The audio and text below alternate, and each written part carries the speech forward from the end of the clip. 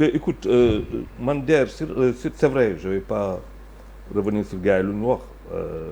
Der moi je pars d'un constat très simple c'est que le 7 juin 2012 c'était 4 mois après la présidentielle si benn conseil des ministres délocalisé c'était à Saint-Louis l'acte 3 de la décentralisation est abordé par le président de la République ñu dem Kaolack 17 janvier 2012 une année après ñu dem lu mu tudd Ziguinchor wax si mu am benn évaluation boo xamante ne woon xëy na tey c'était en 2022 qu'on devait faire ça moi je veux dire 10 ans après mon grand regret c'est que loo xamante ne moo tax ñu dugg si acte 3 de la décentralisation comme l'ont fait remarquer ay journalistes mais on l'a pas analysé kan wax si dara ça n'intéresse personne apparemment si lu ma gis am na loo xamante ni on l'avait décidé par exemple l'association des télécommunications maanaam des sociétés de télécommunications société des eaux société de l'électricité avec les collectivités territoriales locales qu'est-ce que cela a donné parce que si loolu dafa amoon benn redistribution boo xamante ne c'était à l'endroit des trucs personne n'en parle ni les sortants ni les entrants loo xamante ne dañ ko doon wax par rapport à une politique de fiscalité décentralisée avec la création de centres fiscaux personne n'en parle donc finalement je pense que les vraies questions yoo xamante ne qui sont des questions existentielles des questions de cadre de vie des questions de vie de tous les jours on n'en parle pas par contre ils ont fait des nawetaan politiques lii nawetaan politique la li ma gis ni ce n'est rien d'autre que des nawetaan et defe naa Sénégalais yi et la violence qui est en train nga xool ñu koy xool nii dëkk boo xamante ne ay jeunes lañu bëri te di assez souvent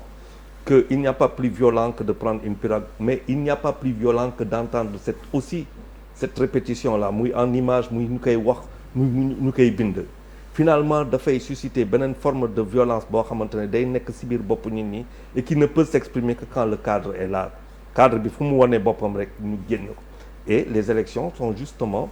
un excellent exercice cadre d'exercice terrain la pour que nit ñi mun a exercer violence mu am ñoo xamante ne dañ ko soxla itam dañ ko soxla waaw oui violence fu mu ne rek dafa am ku ko soxla c'est une question de rapport de force donc forcément il y a des gens qui veulent exprimer de la violence et qui ont besoin comme ñoom duñ ko def ils ont besoin d'avoir des bras pour ça loolu la tey boo xoolee ak foo munti dem ce qui a été vu je vous ai dit qu'on a encore rien vu ñu ngi dugg ci benn spirale de violence boo xamante ni gisaguñu dara et je vous prie et c'est peut-être là qu'il va falloir que nous lancer peut-être un appel parce que il y a des choses qui sont possibles ak yeneen yoo xamante ni ce n'est pas possible on ne doit pas waaw on ne doit pas au contraire il faut inviter les Sénégalais à sortir massivement pour ñu dem voter ji il faut que ñu dem voter ji parce que c'est important dañuy tànn ñoo xamante ne ñoom ñooy yor seen politique de proximité bu ñu juum ci seen vote dem voter ak jàmm ñibbisi ak jàmm bañ a am problème surtout dans des zones yoo xamante ne c'est à haut risque parce qu'il y a des zones à haut risque ñun ñëpp xam nañ ko qu'il y a des zones à haut risque et quand on entend des discours incendiaires mooy que nit ñi ils sont prêts à tout alors que on sait comme tu l'as dit ça fait plaisir de partager le plateau avec toi merci grand il y a des gens yoo xamante ne ils font tout pour chauffer alors que la messe peut-être est déjà dite la messe elle est déjà dite koo xamante ne pendant 5 ans 6 ans 7 ans waxoo ak say askan sa gox nga bëgg a ñëw bés ne da nga bëgg a jël gox ga c'est compliqué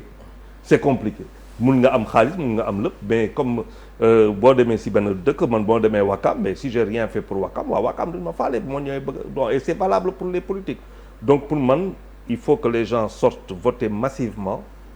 parce que dafa am solo ba pare ñu def ko si jàmm ak salaam et lundi ñu wax beneen parce que les dés sont jetés maintenant il faut